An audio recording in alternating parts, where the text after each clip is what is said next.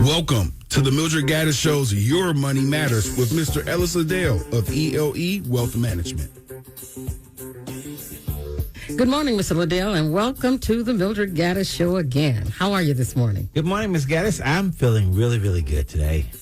Okay, I'm ready for you. I'm going to throw something at you. Put your mitt on. Charles Dickens, 1859, wrote these words. It was the best of times. It was the worst of times. We had everything before us. We had nothing before us. Here we are in this 21st century. I'd like you to respond to that, financially speaking. I think the gap between wealthy and poor has widened, and it's widening to a point where that one can wonder, will it ever close? And the challenge with that is, in spite of all the ways there are to make money today, we still have an illiterate population. In spite of all the many, many ways, social media, working a regular job, trading your time for money, we still have a widening gap. And what do we do about that? In your discipline, what do you think is delaying that sense of urgency that needs to take? I mean, the oldest book in the world, it sells more than any other book in the world. We're talking about the Bible. It tells us and directs us quite clearly as to what we're supposed to be doing to secure our financial futures and those of our descendants. I think the problem that we're having as a community, because let's just face it, we're talking specifically to the black community right now.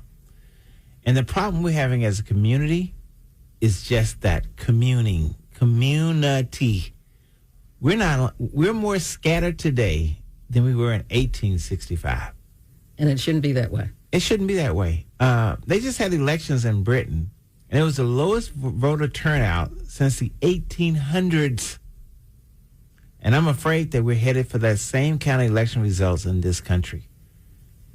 Each of us has a personal responsibility to help as many people as we can, to pull as many along as we climb. We have that responsibility, but not all of us are necessarily sharing that. I point to the late Dr. William Bill Pickard, who never said it, but who did it. He lived his life pulling as many people as he could. He made millionaires on a level. It just blows me away. He quietly made millionaires as he became wealthy, taught people as much as he could. And there are some who would tell you that their lives would not be what they are now if it had not been for that man with that kind of heart who understood that mission. Right. Well, he was an angel for those people at that time. But guess what, Ms. Gaddis? There's lots of angels out there for all of us. There are lots of angels out there. But we cannot lose a sense of community. That's our biggest downfall, is that we don't see ourselves as a community anymore. A few of us got to do this, a few got to do that, a few got to marry people that didn't look like they were black. A few people got outside of what was community. But guess what? If you marry a white woman in America and you have children, those children are considered what? Black. They are. Now, we're talking economics, guys. In case you're wondering, you think we may be talking politics. We're not. We're talking economics. Right. The challenge is that we have to see ourselves as a community. We have to see ourselves as a community. We are a group of people. Trust me, when other people come to this country, they say, what group of people will accept us like no other? And that's the black community. We will buy from anybody with a product to sell. That is an amazing statement. It's accurate, and it's also quite transparent. Yes. We've seen beauty supply stores bite the dust. Right. We've seen people have come in and controlled the grocery store industry, the distribution, right, and even clothing stores. Right. Bishop Wayne T. Jackson had a men's store in Detroit, and everybody was flocking.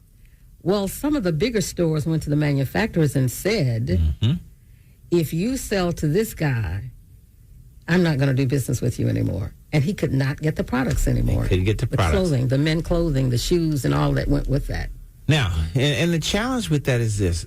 Of course, there's always workarounds. There's workarounds, but you got to have the resources to work around, right? So,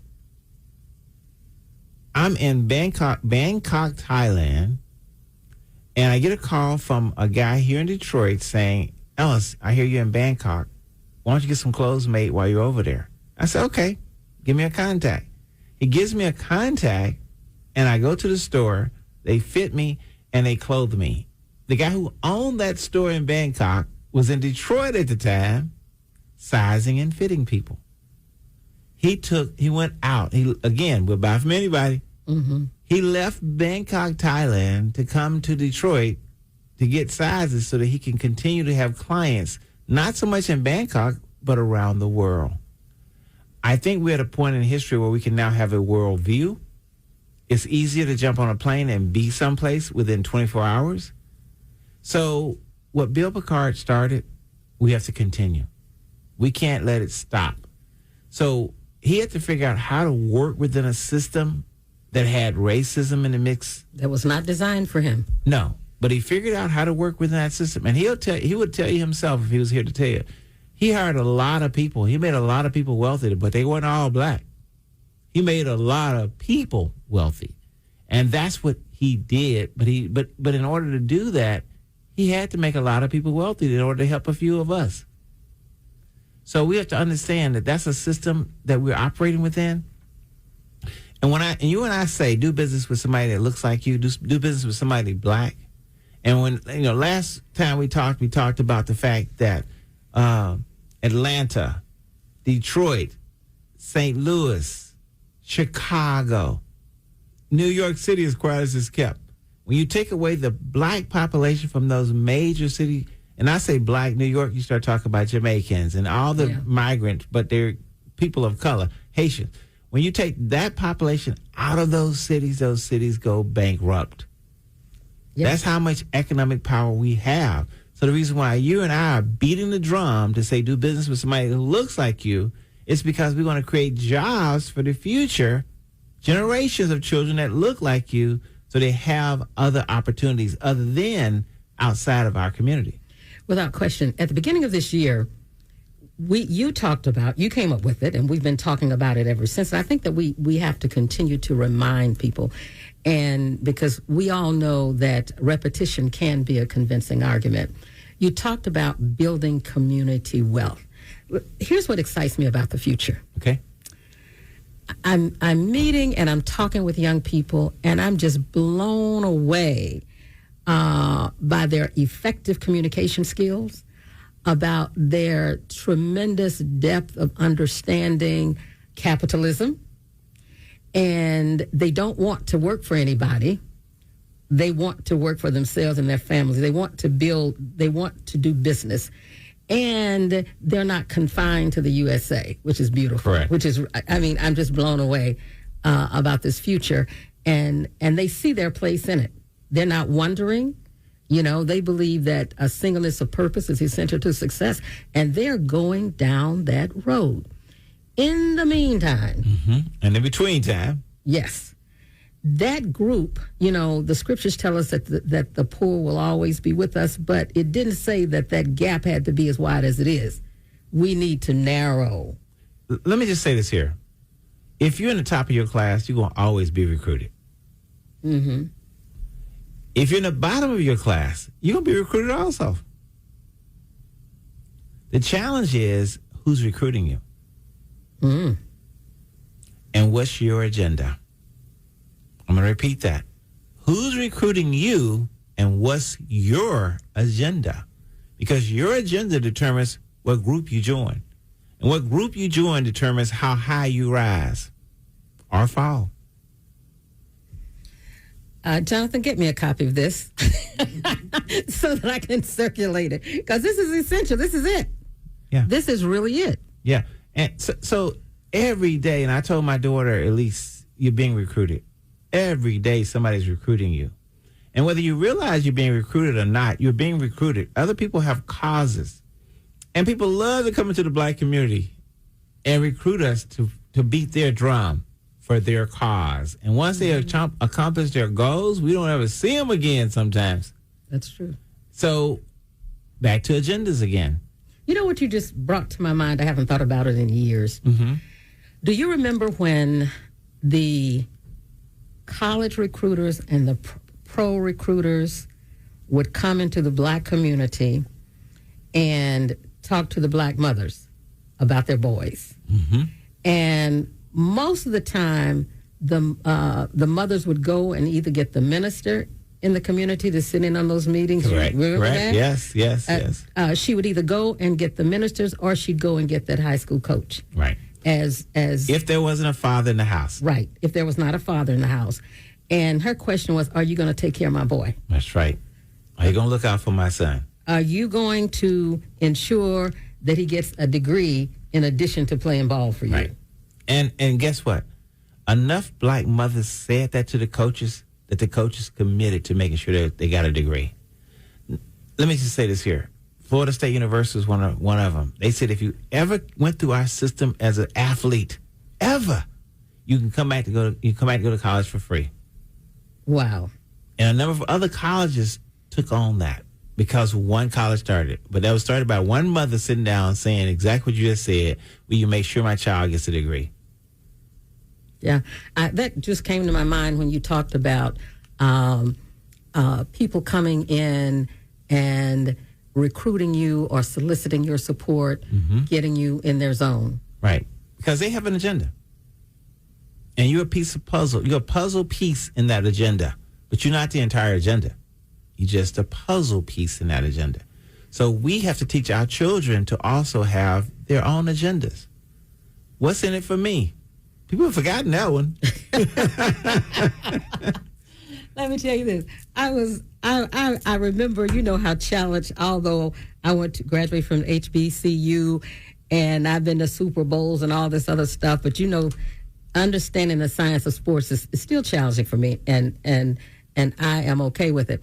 I'm sitting at home watching 60 Minutes years ago, and it was Duke University and somebody else playing basketball.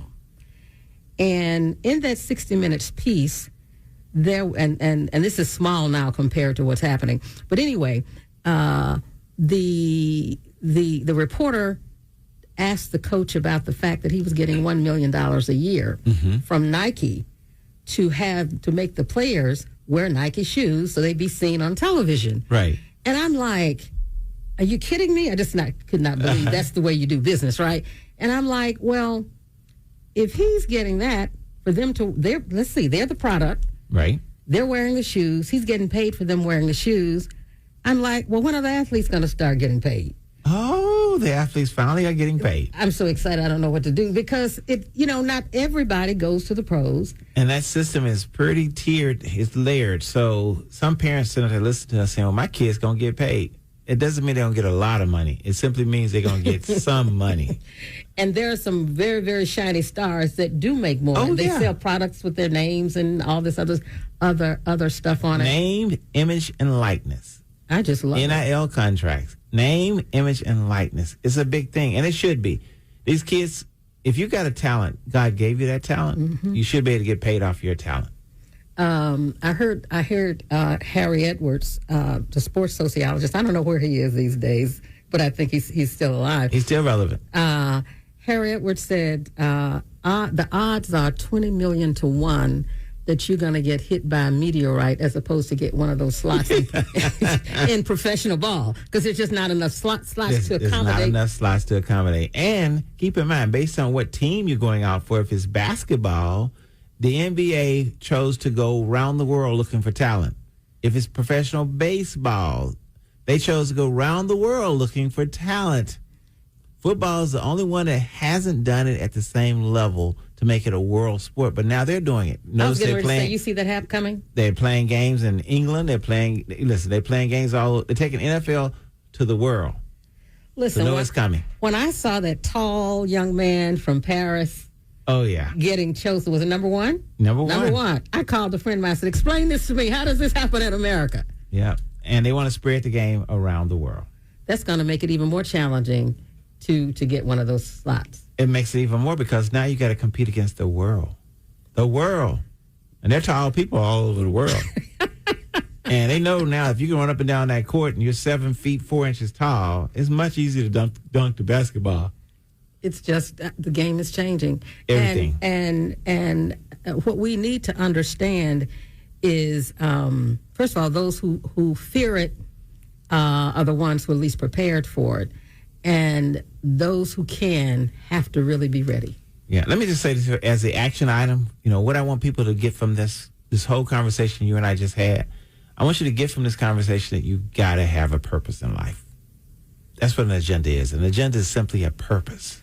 Now, what's the other thing you need? A coach. You need a coach. You've got somebody to help fix you because you're just talent. You're oozing with talent, but that talent means nothing if you don't know how to direct it.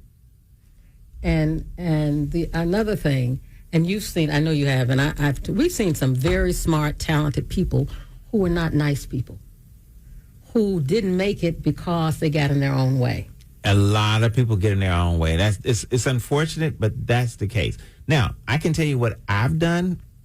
I accept the fact that God put a lot of angels out there, and I learn a little bit from this person, a little bit from that person, and sometimes you have to discard what you learned prior, replace it with something you learn now. Yeah, that is so true. And another thing I've learned is that people who have it want to help others. They want to, some of them, they want to be asked to be a mentor. Right. They want to be asked, can you show me or can you teach me? Here's what I'd like to do, and I don't know how to do it. African proverb, a conversation with a wise person is better than reading 1,000 books. Save that one for me too, Jonathan, if you will. Say that again. A conversation with a wise person is better than reading 1,000 books. I love that one. You're listening to the Mildred Gaddis Show with Mr. Ellis Liddell, president of ELE Wealth Management. We're still going to talk about money, and we are talking about money as we walk down this journey. Stay with us. Mildred Gaddis here. There's a lot of talk these days about community wealth. Community wealth is created by securing assets and ensuring that ownership of those assets is distributed among community members. The focus is on long-term health, economic opportunity, and resiliency. My friends at ELE Wealth Management can get you there. They have the credentials and experience to get you there. It's time to get serious. I'm Ellis Liddell, president of ELE Wealth Management. Whether it's stocks, bonds, mutual funds, estates, or legacy planning, we can help. Let's build wealth together. Give us a call at 248-356-6555. That's 248-356-6555. Or visit us online at elewealth.com. That's elewealth.com. Wealth is our legacy. Pass it on. Welcome to the Mildred Gaddis Show's Your Money Matters with Mr. Ellis Liddell of ELE Wealth Management. Welcome back to this segment of the Mildred Gaddis Show, Your Money Matters with Mr. Ellis Liddell, president of ELE Wealth Management. You know, we've been talking about some real life issues, Mr. Liddell, here. And what I want to do with these few minutes we have left is talk about, if you will, preparation time. You know, I often ask the question, how did I get here so quick? How did I get here so fast? And I know a lot of people are doing the same thing. You know, you worked, you've prepared your children, they're either on their way out the door, because my rule is once you go, you don't come back. I love it. That's a great rule. You listen, no bedroom left in the house. You turn that room into a sitting room or something else. A closet or something. Provided you don't downsize it to where they don't even have a bedroom anymore. Right. So, you know, you're on your way to the next. I talked to one of my best friends I grew up with yesterday, and I said, you know, we're really in the bottom of the bottom of the third inning here as we navigate through life. Right. And everything's changing. And while the children are gone, if you haven't retired yet, you may be on your way. And you're changing too. You know, some people are very comfortable in continuing to work or do other things or volunteer or trying to find out if you got enough money to travel as much as they want to, but they don't want to be stationary. So how do you prepare so that when you get to that point, you don't have to be? Well, let me just say, it's a plan. I mean, it doesn't happen accidentally. I've had people come in the office all the time now who say, Mr. Dill, what's this I got to start taking RMDs, required minimum distributions. The government's telling me I have to start taking money out of my account. I don't need it. That's because they live in that generation that has a pension. Mm-hmm. Social Security. So between pension and Social Security, if you've already paid off your major bills, your house, your car, you got plenty of money left over. So I think the challenge for most individuals is once they've gotten their kids set, paid off their bills, they have a lot of time on their hands to do whatever they want to do. And some people are just busybodies. You know, they want something to do. Mm-hmm. You know, but I think let's focus more on getting everybody prepared so that you can be free. You know, retirement is supposed to be freedom. Yes, it is. Supposed to be Doesn't freedom. always work out that way. It doesn't. Okay, so here you are. You've not retired yet, and you want to have that freedom of choice to do what you choose to do. Is it ever too late to get ready? It's never too late to get ready. One of the things you have to realize is you got to know, man, know thy limitations. A man's got to know it. Clint Eastwood, a man's got to know his limitations. That's right. Go ahead. No, I won't go into Clint Eastwood quotes. So make my day, right? Right. Punk. So the challenge is that too many of us find ourselves in that last ending you're talking about without any plans at all. And you got to have plans. You don't get to retirement and then start planning for retirement. You start planning for retirement way before you get there. And getting your children prepared to be individuals, and I'll say it again, getting your children prepared to be individuals, meaning they can live without your support. Mm-hmm. That's a critical part of you being able to retire and be happy. Because if you're retired living on a fixed income, but still having to spend money on your children for things that are essentials for them. Rent's not essential for you, but it's essential for them if they have to ask you for it. So you just want to make sure that you've gotten every aspect of your life ready. For some people, they're going to retire and go work at the church. For other people, they're going to retire and go volunteer at the school. Some are going to do sports. They're going to be just around the games. Everybody has something that's their life passion. And you got time between now, bottom of the third inning. And my girlfriend told me, she said, and the bases are loaded. I love it. I told her, she said, and the bases are loaded. Yeah. So you want to make sure that the game is on your turn. You make the rules. This is the one time you get to make the rules for your retirement. You know, that is a beautiful existence. It really is. It really is. And the funny thing is, I remember when we thought that was for old people, and that was so far off and away in time. But it's not. I still look at pictures, and I see myself in there somewhere, right? So I'm still in those pictures. You know, the face I had in those pictures is still there. It's still in there, but it's not the same face. Yeah, time is an awesome. Time brings about a change. Yes. But you got to do the work. It isn't easy, but it's doable. Yes. It isn't always easy, but I think it becomes easier when you honor your plan. Right, and stick to it. That's what I mean by honoring the challenge your plan. is sticking to it. So let me talk about something that's really tough for people out there that really causes them to get off plan. So I had a friend who called me up and he said, "Hey man, can you send me $5,000?" And I said, "No." And he said, "Why not?" Now I've got to defend why I can't send you my money. He said, "Don't you remember, man, when you were coming up and you probably fell into a hard time and you needed some help?" And I said, "I didn't have the luxury of falling into hard times. And I didn't have nobody I could call and ask for $5,000. Tell me about it. So you can't let other people count your money. And I repeat, don't let other people count your money. So he felt that I had an obligation to send him some money. No, I don't have an obligation to take care of anybody but myself. Now, I said it about a friend. For some people, they're children. For other people, it is friends. So you just have to make sure that you're clear on who's playing this game. Who's the star? And I can tell you, the star of this game is you. You're the star of the game. You make the rules, and you set those rules, and you stick to those rules. It's very challenging sometimes because the people you love the most will be the most challenging. Tell me about it. This is what I started doing. I'd love to honor your request, but I don't lend money. I like it. I'd love to honor your request, but I don't lend money. And what do you say when they say, well, then just give it to me? I don't do that either. Now, it took me a while to get there. Right. It took me a while to get there. But what happens is people will begin to think that you're available to them for that at any time. Yeah. And all the time. And that friend who called me up said, you know what I'm going to have to do now, man? I said, what's that? I'm going to have to put you in a different circle.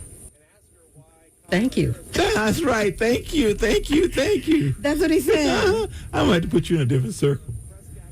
People are something, but you're right. Counting your money, and you have to make sure and ensure that you don't allow anybody to do that. Correct. But think about this for a moment. You know how I say we teach people how to treat us? Yes. We do. We absolutely do. It's like this. You know how some girls get mad and they slap their guys and stuff. I've never had a guy I could slap. Because they taught you how to treat them, right? Okay. What I'm saying is, right, absolutely. That's you right. know who you're dealing with. Right. You know what you can and can't do. That's right. So no, I don't do. I'd love to honor your request, but I don't do that anymore. Yeah. And that, money is one of those things that's personal. There's no way you make money not be personal. It's just a personal thing. And because it's so personal, everybody looks at money differently. I have clients who are hoarders, and they hoard money. And I have to tell them, go on vacation, spend the money, do something with it, right? And I have clients who initially when they came, they were spendthrift. They didn't like money very much because they would spend it. As soon as they get it, no, they start spending the money before the paycheck hit the bank on Friday. I think we all know some folk like that. Yeah. So your relationship with money is important, and how you see money is important. We have a lady that got her certified financial social work certificate in our office, and she got that certificate because there are people who need to have a conversation with a person about the way they treat their money. They treat money like they don't like it. That's a conversation.